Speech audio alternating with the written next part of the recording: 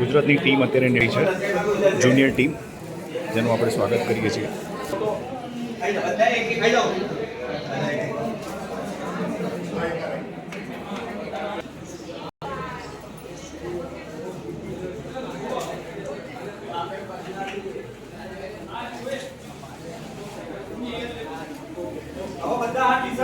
ગૌરવભાઈ, અત્યારે આપણે ટીમને લઈ જઈ રહ્યા છીએ, એની વિગત થોડી આપશો કે આ શું બેસિકલી કરીશું અને ક્યાં જઈએ છીએ અત્યારે?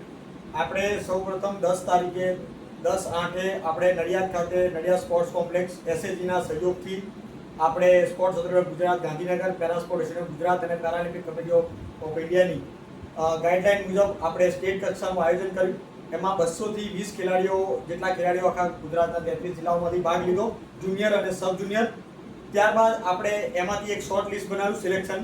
એમાંથી આપણે 84 બાળકોનું લિસ્ટ બનાવ્યું, સિલેક્શન નેશનલમાં લઈ જવા મુજબ, એના ક્રાઇટેરિયા મુજબ. ત્યારબાદ આપણે સ્પોર્ટ્સ ઓથોરિટી ઓફ ગુજરાત ગાંધીનગરના સહયોગથી આપણે 10 દિવસનો તાલીમ કેમ્પ, જે પ્રી નેશનલ કેમ્પ કહેવાય, એ આપણે નડિયાદ ખાતે લીધો. અને એમાં મારા 3 કોચિસ નિલેશ રબારી, એનડી ચૌધરી સાહેબ અને પિંકલબેન ચૌહાણ અને ગણપતભાઈ મામા, ઇન્દુ ગામિત, આવા લોકોએ તાલીમને 10 દિવસ છોકરાઓને તાલીમ આપી અને તૈયાર કર્યા. અને આજે આ 14મી નેશનલ ચેમ્પિયનશિપ જુનિયર અને સબ જુનિયર ગાલિયર ખાતે 29, 30 અને 31 ના રોજ થવા જઈ રહી છે. એમાં 84 માંથી 82 બાળકોની ટીમ એ નેશનલમાં જવા માટે અત્યારે આજ સાબરમતી રેલવે સ્ટેશન ખાતેથી નીકળશે અને કાલ સવારે પહોંચશે. અને થોડી 25 થી 30 બાળકો આજે ગ્વાલિયર ખાતે પહોંચી પણ ગયેલ છે. અને 3 દિવસ એથ્લેટિકની ચક્ર ફેંક, ગોળા ફેંક, ભાલા ફેંક, 400 મીટર, 100 મીટર, 200 મીટર, 800 મીટર, લાંબી કૂદ, ઊંચી કૂદ જેવી રમતોમાં ભાગ લેશે ગુજરાતના. એમાંથી 16 છોકરીઓ છે અને બીજા અન્ય છોકરાઓ છે 82 માંથી. અને ખેલાડીઓ ગુજરાતના ભાગ લેવા જઈ રહ્યા છે.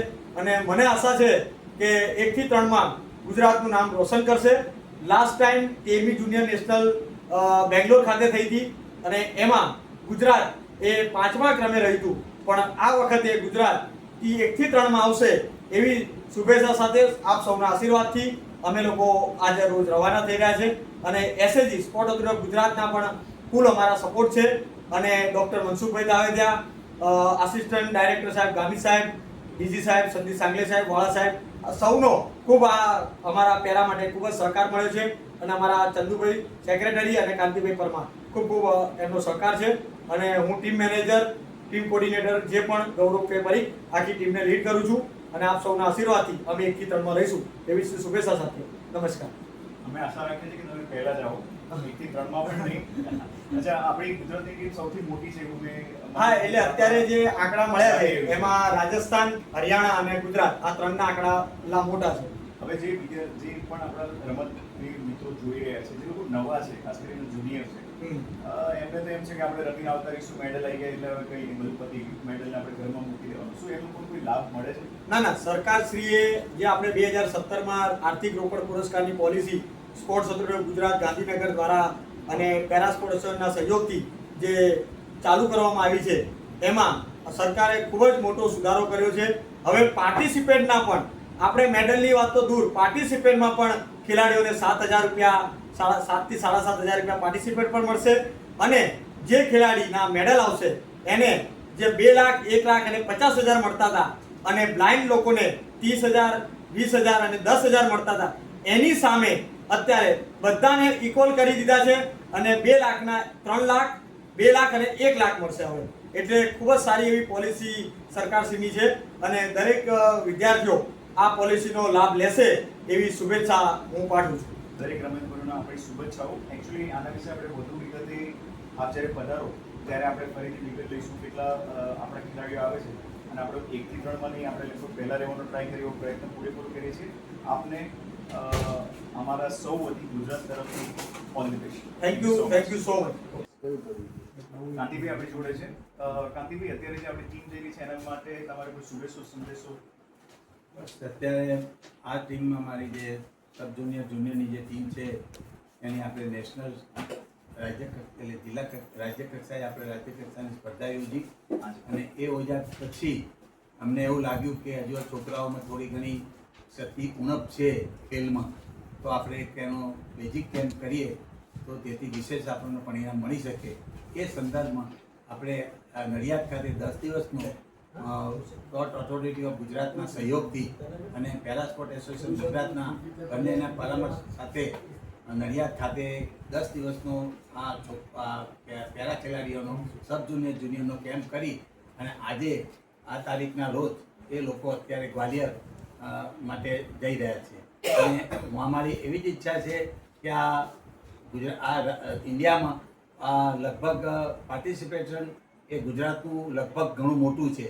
તો મારી એવી ઈચ્છા છે કે એમાં સારા પરિણામ લઈ અને ગુજરાતમાં પરત ફરે એવી અંતરની મારી શુભેચ્છાઓ છે. અને આ પરિણામ ચોક્કસ મળશે એ પણ મને આશા સાથે આ પ્રોગ્રામ ખૂબ જ સરસ રહ્યો. આજે એમનો વિદાય કેમ્પ રાખ્યો હતો અને વિદાય કેમ્પમાં એ લોકો સક્સેસ થયા એ બદલ પ્રોગ્રામનો હું આભાર પણ વ્યક્ત કરું છું અને સર્વનો પણ આ સમય પણ આભાર વ્યક્ત કરું.